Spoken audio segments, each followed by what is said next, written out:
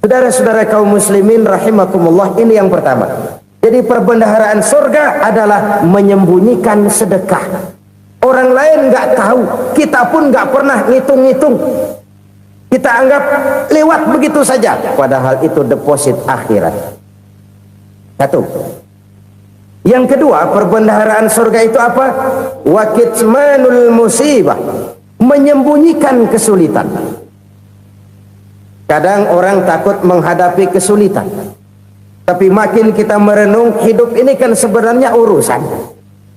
Takut sama urusan, ya jangan hidup. Tandanya orang hidup itu kalau punya urusan. Urusan melupakan problem, problem sering menimbulkan kesulitan. Kesulitan bukan untuk ditakuti, tapi untuk diatasi dan dicarikan jalan keluarnya. Siapa sih orangnya yang nggak pernah sulit-sulit? Makin tinggi status sosialnya, makin gede urusannya. Makin tinggi kualitas imannya, makin berat tingkat kesulitannya. Cuma memang yang namanya enak itu seperti pelangi. Biang lala itu nggak pernah di atas kepala kita, di atas kepala orang melulu. Lu sih enak lu, kata kita. Dia juga bilang, enak kan lu. Pelangi itu nggak pernah di atas kepala kita. Kata tukang beca, aduh enak ya naik Mercy. Kata tukang beca, apa yang di dalam mobil Mercy? Aduh enak bener tukang beca, di jok ngeringkuk ngorok pules bener. Saya kamar pakai AC sejuk, tempat tidur sutra empuk, alga spring bed, gula kulik nggak bisa pules kalau belum minum Valium, belum tidur. Enak bener tukang beca, di jok ngorok nggak tahu wetan kulon. Si tukang beca bilang yang di Mercy enak, yang di Mercy bilang tukang beca enak. Inilah enak, nggak pernah di atas kepala kita, di atas kepala orang lain melulu enak itu. Nah, saudara-saudara, yang merupakan perbendaharaan surga itu orang yang bisa menyembunyikan kesulitan, baik pribadi ataupun rumah tangga. Nih terutama rumah tangga yang jadi soalnya. Kadang-kadang kita ini kalau senang, sebaliknya kalau senang kita diam, kalem aja, cuek. Banyak banget duit kita, bawaan diam aja udah. Malah ketemu orang takut. Tapi begitu susah, sekampung tahu. Padahal Nabi mengajarkan perbendaharaan surga itu menyembunyikan musibah, menyembunyikan kesulitan. Kalau enak, cerita sama orang-orang. Kalau nggak enak, rasain sendiri, tekan sendiri, atasin sendiri. Kita kan sebaliknya. Senang kita diam, asal lagi susah, paling tidak kita nyari teman buat cerita kesusahan. Siapa orangnya yang nggak pernah susah? Cuma soalnya bagaimana kita mengatasi kesusahan itu sendiri. Begitu juga misalnya kalau orang sudah berumah tangga, itu orang tuanya harus menjadi tempat dia cerita yang enak-enak saja. Yang nggak enak rasain berdua, selesaikan berdua, atasin berdua. Jangan dibalik. Asal senang diam, giliran susah saja. Maknya laporan. Terbalik. Bisa menjaga security informasi. Maka nama bayam keluar diam, malah seluitan. Enak amat lu makan daging ayam. Security informasi. Dan Al-Quran menyatakan innama al-usri yusra. Di balik kesulitan itu pasti ada kemudahan. Roda itu berputar. Karena itu Rasulullah sallallahu alaihi wasallam mengingatkan kepada kita, ta'arraf ila Allah fir raha ya'rifka fis syiddah. Ingatlah kepada Allah di waktu kamu senang, supaya Allah ingat kepada kamu di waktu kamu susah. Kalau waktu senang kita ingat kepada Allah, kita susah, Allah tidak akan meninggalkan kita. Tapi kalau waktu senang kita jauh dari Allah, sujud tidak sempat, dengan masjid jauh, ketika senang kita lupakan Allah. Nanti begitu kita susah, Allah lupakan kita, dan itu menyakitkan. Oleh karena itu orang-orang tua kita dulu bilang, kalau lagi sehat ingat-ingat lu bakal sakit nanti. Kalau lagi kaya ingat-ingat satu saat kita bakal jatuh miskin. Bahkan kalau lagi muda ingat-ingat kita bakal tua. Dan yang terpenting kalau lagi hidup ingat-ingat kita bakal mati. Saudara-saudara kaum muslimin rahimakumullah. Jadi yang kedua yang merupakan perbendaharaan surga, menyembunyikan musibah. Saudara-saudara kaum muslimin rahimakumullah. Hal ketiga yang merupakan perbendaharaan surga adalah wasilaturrahmi. Orang yang suka bersilaturahmi. Sebagaimana yang kita maklum bahwa manusia adalah makhluk yang disebut zon politika. Makhluk sosial yang tidak mungkin hidup sendiri-sendiri. Betapa dan siapapun kita memerlukan orang lain. Bodoh betul manusia kalau tinggal di tengah masyarakat tapi tidak mau bermasyarakat. Merasa hebat sendiri, pintar sendiri, gagah sendiri, kaya sendiri. Mungkin kalau mati juga ngubur sendiri. Jangankan kita di sini, di sorga saja Nabi Adam waktu sendirian bengong melulu, mondar mandir. Allah tegur dam sepi dam. Ya ini kalau bahasa saya. Iya Tuhan sepi ini nggak ada coret-corekan pisan ini. Diciptakan Siti Hawa baru anteng Nabi Adam. Itu di surga. Cobalah. Umpamanya saudara tinggal di Jakarta nih. Kayak bener. Apaan aja di Jakarta punya saudara dah. Jembatan Semanggi ambil, Monas buntel bawa pulang, hotel-hotel ambil semua. Cuman tinggal di Jakarta sendirian, apa enaknya? Betapa dan siapapun kita perlu orang lain. Tidak ada seorang pun yang bisa memenuhi kebutuhan hidupnya secara sendiri-sendiri. Nah, Islam telah menyelamatkan manusia dari ras diskriminasi, mengikat manusia dengan persaudaraan yang berlandaskan kepada akidah. Karena itu dianjurkan bersilaturahmi. Bahkan Nabi menyatakan, man arada ayyubsata lahu fi rizqihi wa yunsa'a fi atharihi falyasil rahimah. Siapa yang kepengen diluaskan rezekinya dan dipanjangkan usianya, banyaklah ia bersilaturahmi. Siapa yang kepengen dimudahkan rezekinya, hendaknya ia banyak bersilaturahmi. Kalau banyak teman, kesulitan kan paling tidak ada tempat cerita. Udah susah sendirian, kita pikirin diri, nggak ada tempat tukar pikiran. Cepet banget sama bengek.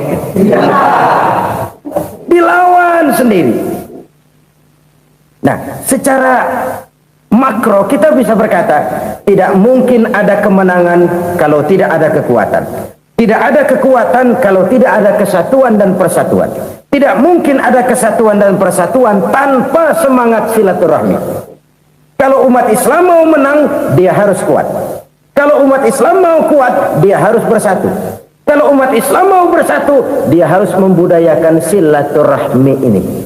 Bahkan sampai-sampai kata Nabi, kalau bisa cari nilai tambah. Apa? Silman qata'ak. Bersilaturahmilah kau kepada orang yang marah denganmu. Masya Allah, indahnya ajaran agama kita.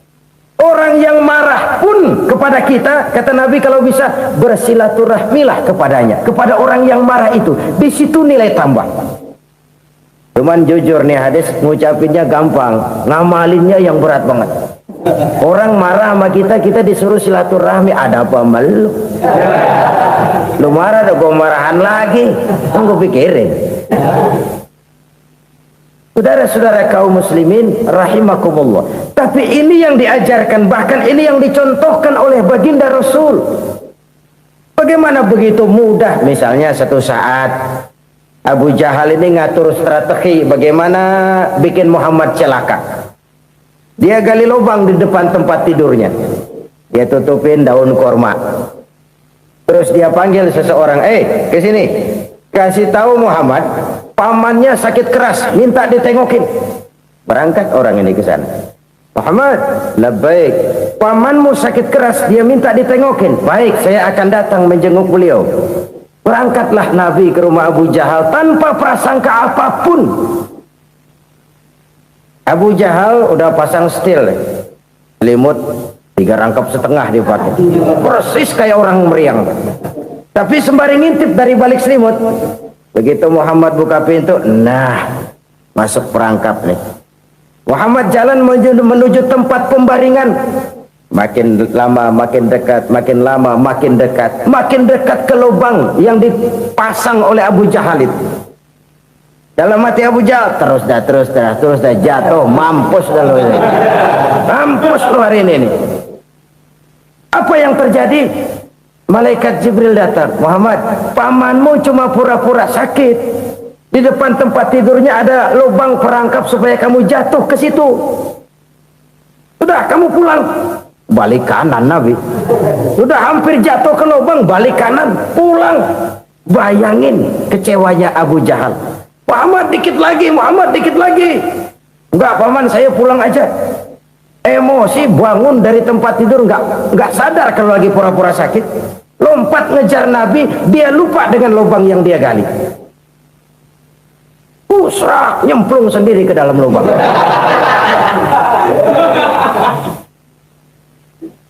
Nabi terus berlalu.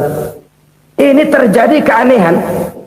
Jatuh ke lubang yang dia gali itu sebenarnya nggak terlalu dalam ya, antara 3-4 meteran lah. Tolong, saya jatuh ke lubang ini. Datanglah pelayan-pelayannya itu. Angkat saya dari sini. Oh, yang ngulurin tambang. Satu gulung, belum juga nyampe itu tambang.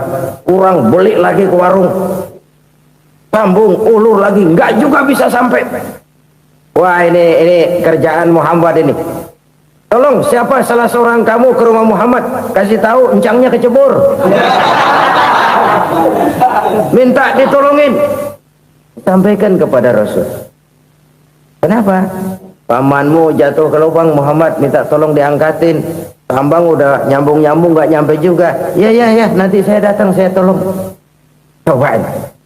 Nyata-nyata orang berniat jahat mau mencelakakan dia. Datang dia menolong. Ini yang disebut air tuba dibalas air susu ya ini. Bukan sebaliknya. Air tuba dibalas air susu. Paman, kecebur ya? Iya Muhammad, tolong ini. Pegang tangan saya. Nabi ulurkan tangannya. Nyampe. Dipegang oleh Abu Jahal. Diangkat ke atas. Sampai atas, apa kata Abu Jahal? Sihirmu memang hebat Muhammad. Udah ditolongin dikata sihir. Yang enak kita kemplang kan itu orang begitu. Urusan apa? Tapi inilah akhlak. Kalau bisa kamu bersilaturahmilah dengan orang yang marah kepadamu sekalipun. Orang marah kita tetap baik. So, kalau kita berbuat baik sama orang yang memang baik, rasanya sih biasa-biasa aja. Orang baik kita baik lagi, ya draw aja, belum ada nilai tambah di situ. Baru ada nilai tambah kalau kita bisa berbuat baik kepada orang yang nyakitin kita. Itu namanya kita setingkat di atas dia. Dia sakitin kita, kita berbuat baik sama dia. Dia pelit sama kita, kita baik sama dia. Dia marahin kita, kita deketin dia. Di situ kita punya nilai tambah. Jadi siapa yang ingin diluaskan rezekinya, kata Nabi, dan dipanjangkan umurnya, hendaklah ia banyak-banyak bersilaturahmi. Sederhana sebenarnya silaturahmi, tapi silaturahmi membangkitkan semangat kesatuan dan persatuan. Kesatuan dan persatuan melahirkan kekuatan. Dalam matematika 1 ditambah 1 pasti 2. Tapi di tengah masyarakat, 1 orang takut ditambah 1 orang takut, hasilnya jadi 2 orang setengah berani. Kenapa setengah berani? Karena udah berdua. Tadi pan takut sendirian. Kalau dia kumpul turu-turu takut lah jadi berani. Kita yang lemah, kita yang tidak berdaya, kita yang miskin, kalau mau kompak bersatu, apa yang nggak bisa kita kerjain? Apalagi tinggal di kota besar, pilihan cuma 2. Bertahan atau minggir. Bertahan atau minggir. Untuk bisa bertahan harus mampu bersaing. Untuk mampu bersaing harus punya keahlian. Keahlian harus ditunjang dengan pendidikan, ditambah oleh kekompakan sebagai umat. Udah miskin mencar mulu, orang injek gitu. Orang nggak pandang urusan apa yang malu. Oleh karena itu, silaturahmi pada hakikatnya merupakan roh dari ukhuwah yang diajarkan oleh agama kita. Bagaimana Islam menyelamatkan masyarakat manusia dari ras diskriminasi, mengikat manusia, dan tidak ada persaudaraan yang lebih indah selain persaudaraan yang diikat dengan nilai-nilai akidah. Sepanjang orang di jalan Allah, itulah saudara kita. Keluar dia dari jalan Allah, selesailah persaudaraan sampai di situ. Karena itu, kalau ingin menyimpan sesuatu di surga, banyaklah bersilaturahmi. Datang ke rumah ini, datang ke rumah itu, dan lain sebagainya. Itu simpanan kita di akhirat nanti. Ini yang ketiga. Saudara-saudara, yang keempat, perbendaharaan surga itu apa? Wa qawlu la hawla wa la quwwata illa billah. Ucapan la hawla wa la quwwata illa billah. Ibadah kan ada yang berat, modalnya besar. Bangun masjid berat, modalnya besar. Bangun rumah sakit berat, modalnya besar. Ada ibadah yang berat tapi modalnya ringan. Misalnya puasa. Puasa itu berat, mengendalikan nafsu. Kalau sekedar nggak makan nggak minum sih enteng, mengendalikan nafsu. Itu jihad terbesar, tapi kan modalnya ringan, cuma niat saja. Ini ibadah berat, modalnya ringan. Ada ibadah yang ringan, modalnya juga enteng. Seperti termasuk ucapan la haula wa la quwwata illa billah. Tanpa sadar, la haula wa la quwwata illa billah. Nyelengin tuh di surga. Nyelengin, kita nggak terasa, nyelengin simpenan akhirat. La haula wa la quwwata illa billah. Nyimpan lagi. Kaget, la haula wa la quwwata illa billah, nyimpan lagi, banyak simpanan. Walaupun sebenarnya yang dimaksud di sini adalah kesadaran batin bahwa tidak ada daya dan kekuatan kecuali Allah. Itu intinya. Kita memulai pekerjaan disunahkan baca bismillah, kan begitu. Apa itu? Kesadaran moral. Bahwa ini saya bisa kerjakan, saya kerjakan ini dengan menyebut nama Allah. Kenapa? Kalau Allah tidak memberikan daya dan kekuatan, mana mampu saya kerjakan ini. Maka saya kerjakan ini dengan menyebut nama Allah. Bismillah. Kesadaran moral.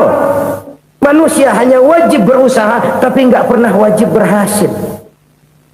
Banyak hal-hal yang kalau kita renungkan secara rasio nggak mungkin, tapi jadi kenyataan. La haula wa la quwwata illa billah. Tidak ada daya dan kekuatan kecuali bagi Allah semata-mata. Kesadaran moral akan kelemahan dan keterbatasan makhluk bernama manusia.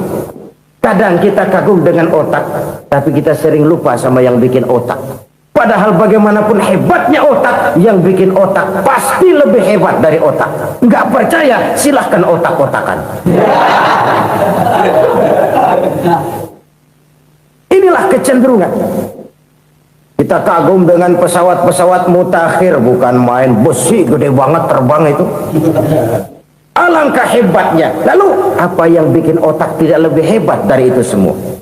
Kita puji laut, apa yang bikin laut tidak lebih hebat dari laut itu? La haula wa la quwwata illa billah. Tidak ada daya dan kekuatan kecuali Allah. Apa yang bisa kita lakukan kalau tidak karena daya dan kemampuan yang diberikan oleh Allah kepada kita? Lahirlah sikap tawadu, rendah hati, tidak melonjak menjadi angkuh dan sombong, sadar akan kelemahan dan keterbatasan diri. Sebagai makhluk yang diciptakan oleh Allah Subhanahu wa ta'ala. Jadi satu sisi ini ucapan yang berpahala, la haula, jadi wiridan. Pada sisi lain ini kesadaran moral, sikap mental, kesadaran batin bahwa yang punya daya dan kekuatan itu cuma Allah. Kita nggak pantas untuk sombong, sebab sombong itu pakaiannya Allah. Kita nggak sedang pakai pakaian Allah, kegedean. Dan makin kita renungi, makin terbentur. Apa sih yang bisa kita sombongin? Kita mau sombong apa? Kaya? Pintar? Itu kan semua relatif. Di atas langit masih ada langit lagi. Jadi oleh karenanya, marilah kita menyadari. Manusia hanya wajib berusaha, tapi tidak pernah wajib berhasil. Yang berusaha saja tidak wajib berhasil, apalagi yang tidak berusaha. Islam bukan agama orang pemalas yang selesai sholat lalu ngelohom, nggelenggem ayem-ayem. Tapi Islam bukan agama orang sombong yang setelah berusaha lalu tidak memerlukan Allah. Kita bisa saja bikin proyeksi tahun sekian kita bakal panen besar menurut perhitungan otak. Tapi ada kejadian lain. Apa? Tikus ngambek. Habis itu dimakanin tikus, panen gagal. Proyeksi rasional gagal oleh tikus-tikus yang ngambek itu. Bisa saja terjadi. Tahun depan kita panen besar, urung. Kenapa? Musim panas panjang. Dan sekarang ini koran-koran bikin berita musim mengalami penyelewengan. Bukan cuma manusia yang nyeleweng sekarang. Musim pakai nyeleweng. Mestinya kan musim hujan udah selesai, masih hujan-hujan juga. Musim. Nah sekarang kita boleh bikin proyeksi, kita bakal panen besar. Tahu-tahu musim panas panjang, sawah retak, air kering. Cari teknokrat yang paling botak, suruh pendekin tuh musim panas. La haula wa la quwata illa billah. Inilah kesadaran moral. Saudara, saya teringat satu saat ada seorang konglomerat. Umurnya ya kira-kira 70-an. Satu saat dia ditanya oleh wartawan, "Pak, umur Bapak berapa sih?" "Ya paling 10 tahun." 10 tahun? 10 tahun? Anak Bapak berapa orang? Aduh. Satu saja? Satu. Harta Bapak berapa? Ya paling-paling bangsa 7 juta kali. 7 juta? Iya. Pak, kenapa Bapak bohongi saya? Bapak punya buku biografi. Koran-koran, majalah-majalah banyak memuat cerita riwayat hidup Bapak. Saya tahu umur Bapak 70. Kenapa bilang cuma 7 tahun? Saya tahu anak Bapak 8. Kenapa cuma bilang 1? Saya tahu harta Bapak miliaran, mungkin triliunan. Pabrik di mana-mana, bank di mana-mana. Kenapa bilang uang Bapak cuma 7 juta? Nah, kata si konglomerat tadi, kamu benar nak, kamu benar. Umur saya kalau jumlahnya memang 70 nak. Cuman ingat-ingat saya, baru 7 tahun terakhir ini saya sujud. Baru 7 tahun terakhir ini saya berusaha dekat dengan Allah. Saya laksanakan perintahnya, saya jauhi larangannya. 7 tahun inilah rasanya yang ada nilainya di hadapan Allah. Yang 63 tahun matong, kelabu, kelem umur gue. Habis untuk maksiat, untuk munkarat. Maka ketika ditanya tadi, umur saya 7 tahun itu. Oh begitu Pak. Oh iya. Lalu anak Pak, anak Bapak kan 8. Kenapa bilang cuma 1? Nah, kalau jumlah hitungannya memang anak saya 8. Tapi dari 8 orang ini rasanya cuma 1 nih yang bakal jadi buah hati, belahan jantung, pelanjut cerita, penerus sejarah, bakal jadi anak soleh yang akan mendoakan saya. Cuman 1 rasanya anak saya ini yang bakal jadi buah hati saya, besar-besaran saya, yang akan mendoakan di kubur saya, yang akan mendoakan di akhirat saya. Yang 7 orang mana? Masya Allah, yang 1 tenggeng, yang 1 nyekek botol mulu, yang 1 nggak karu-karuan. Makanya saya bilang 1 anak saya yang akan bisa mendoakan saya. Oh begitu Pak. Iya. Nah harta Pak, harta Bapak kan triliunan. Pabrik Bapak di mana-mana. Uang Bapak hampir di tiap bank-bank besar. Kenapa bilang cuma 7 juta? Betul kau nak. Harta saya kalau jumlahnya memang miliaran, triliunan mungkin. Tapi yang saya ingat baru 7 juta tuh yang saya belanjakan di jalan Allah. Saya nyumbang masjid, saya santuni yatim piatu, saya bantu pembangunan pesantren, saya bantu pembangunan rumah sakit Islam. Itu yang akan saya bawa pulang ke akhirat, yang 7 juta itu. Yang triliunan itu nanti akan diperebutkan oleh anak-anak saya sebagai waris saya. Jadi harta saya 7 juta itu yang bakal nemenin saya di akhirat, yang akan saya bawa pulang jadi teman saya. Saudara-saudara kaum muslimin, jangan-jangan orang tua itu adalah kita-kita ini. Jangan-jangan kita-kita ini adalah orang tua itu. Jangan-jangan itu potret dari diri kita masing-masing. Dari sekian umur yang diberikan Allah, berapa tahun yang ada nilainya di hadapan Allah? Dari sekian anak-anak yang merupakan amanah, berapa yang akan mendoakan kita sebagai orang tuanya menjadi anak soleh? Dari sekian banyak harta yang diberikan Allah, berapa yang akan kita bawa pulang menghadapnya nanti, yang kita belanjakan di jalan Allah? Ini sebuah potret kehidupan. Karena itu kita kembali kepada la haula wa la quwwata illa billah. Kita wajib berusaha, kita wajib berikhtiar. Selebihnya segala daya dan kekuatan hanya milik Allah saja semata-mata. Satu kesadaran batin dari setiap pribadi muslim. Setelah ia berusaha dan berikhtiar, ia menyerahkannya kepada Allah Subhanahu wa ta'ala. Jadi satu sisi ini merupakan wiridan ucapan yang mengandung pahala, pada sisi lain ini merupakan sikap batin dari seorang muslim di dalam ia menghadapi realitas kehidupan ini. Saudara-saudara kaum muslimin rahimakumullah, kalau ini kita jadikan satu basis kehidupan, maka ini akan menyelamatkan manusia dari kemungkinan tergelincir menjadi orang yang lupa diri dan lupa darat. Sebab itu Imamul Ghazali berpesan, jadidis safinah fa innal bahra amiq wa khuziz zad fa inna safara ba'id wa khaffifil hamla fa innal hamla sadid. Perbarui selalu kapalmu karena lautan sangat dalam. Bawa bekal yang banyak karena perjalanan ini sangat jauh. Ringankan beban karena kebanyakan beban akan menyakitkan. Alangkah indah kalimat ini, alangkah dalam makna yang terkandung di sana. Perbarui selalu kapalmu karena lautan sangat dalam. Apa artinya ini? Jaga mentalmu baik-baik. Pelihara imanmu baik-baik karena hidup penuh cobaan seperti lautan. Kita kalau berlayar di lautan kan kadang-kadang tenang, angin bertiup sepoi-sepoi basah. Jika malam datang, bintang gemintang bertabur menghias cakrawala. Rembulan memantulkan sinarnya dengan indah. Dalam keadaan begitu berlayar enak. Tapi lain saat ombak menggunung, halilintar menyambar, angin topan bertiup. Berapa banyak sudah saudara-saudara kita yang tenggelam di lautan dunia tanpa sadar bahwa dia belum sampai kepada pantai yang akan dituju. Berapa banyak sudah saudara-saudara kita yang tenggelam di lautan dunia ini tanpa sempat bangkit lagi. Dia menyangka sudah sampai kepada tujuannya. Hati-hati kapal jangan sampai bocor karena lautan sangat dalam. Iman ini jaga baik-baik karena hidup penuh dengan ujian. Wa khuzizat fa inna safara ba'id. Bawa bekal yang banyak karena perjalanan sangat jauh. Saudara mau ke Bandung, bawa duit. Saudara mau ke Surabaya, banyakan lagi duitnya. Saudara mau ke Mekah, gepokan, iketan tuh duit, nggak lembaran lagi.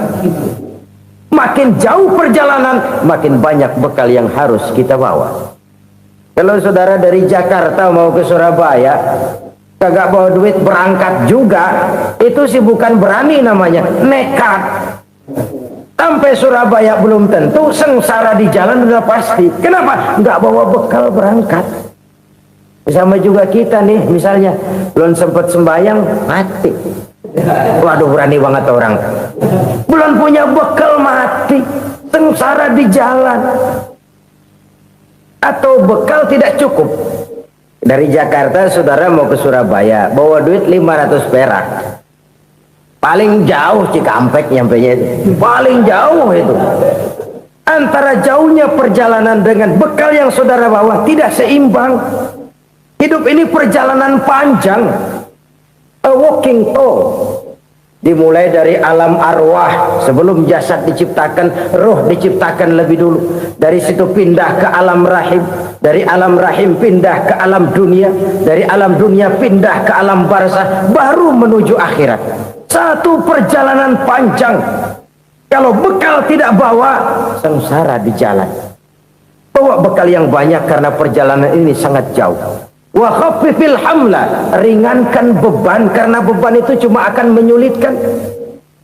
Kalau bekal itu sih keperluan, tapi beban nggak kita perluin, cuma ngeberat-ngeberatin. Apa ini beban? Dosa. kecurangan, kebatilan, kezoliman, ketidakadilan, kesewenang-wenangan, itu akan jadi beban kita di akhirat. Alangkah celakanya, perjalanan panjang, bekal tidak bawa, beban kelewat banyak, alamat sengsara di jalan. Pahala tidak ada, dosa berlipat ganda. Na'udzubillah, summa na'udzubillah. Kalau kita rangkum nasihat Al-Ghazali dengan kisah si konglomerat tadi, kita akan mengambil kesimpulan. Pertama, bekal terbaik dalam menghadapi gejolak kehidupan ini tidak lain adalah iman. Yang kedua, pahala dan dosa. Dua hal kontroversial. Pahala adalah bekal, dosa adalah beban. Tapi kita sekarang kan tidak begitu terangsang kepada yang abstrak. Orang berlomba mencari yang konkret-konkret saja, yang real. Kalau memang dosa, benjol dong, kira-kira begitu. Kira-kira begitu. Persis orang Yahudi dulu. Orang Yahudi itu kan pernah minta kepada Nabi Musa, ya Musa, lan nu'mina laka hatta narallaha jahrah. Musa, kami nggak bakal mau beriman kepada Allah kalau belum kami lihat Allah ada nongkrong di depan kami. Kalau memang Tuhan ada, taruh dong di depan kami. Mau yang konkret-konkret saja. Kalau memang dosa, benjol dong. Kalau memang pahala, berasa dong. Orang terangsang kepada yang real, yang konkret-konkret saja. Karena itu, untuk mengejar dosa, orang mau bayar. Tapi untuk mengejar pahala, walaupun tidak bayar, orang segan. Ini yang dikatakan oleh Nabi, kamu mengharapkan ke surga, tapi kamu berat melaksanakan sesuatu yang bisa membawa kamu ke surga. Kamu ingin jauh dari neraka, tapi tiap saat kamu lakukan perbuatan-perbuatan yang justru menjerumuskan kamu ke neraka. Idda'aitum an-najata minan nar wa ramaitum fiha anfusakum. Kamu ingin selamat dari neraka, tapi kamu lemparkan diri kamu ke neraka. Kamu ingin masuk surga, tapi berat sekali kamu melakukan perbuatan-perbuatan yang bisa menyampaikan kamu di surga. Saudara-saudara kaum muslimin rahimakumullah. Jadi hal keempat yang merupakan perbendaharaan surga adalah la haula wa la quwwata illa billah. Satu sisi ini merupakan ucapan yang memperberat timbangan akhirat. Pada sisi lain ini merupakan sikap hidup seorang muslim. Kesadaran batin yang sangat dalam bahwa tidak ada daya dan kekuatan kecuali Allah. Dan itu kita simbolkan pada saat memulai pekerjaan dengan Bismillah, dengan menyebut nama Allah. Satu kesadaran moral, saya hanya bisa melakukan ini karena diberikan daya dan kekuatan oleh Allah. Lahirlah sikap tawadu, rendah hati, tidak melonjak menjadi angkuh dan sombong. Saudara-saudara, sampai sini dulu jumpa kita kali ini.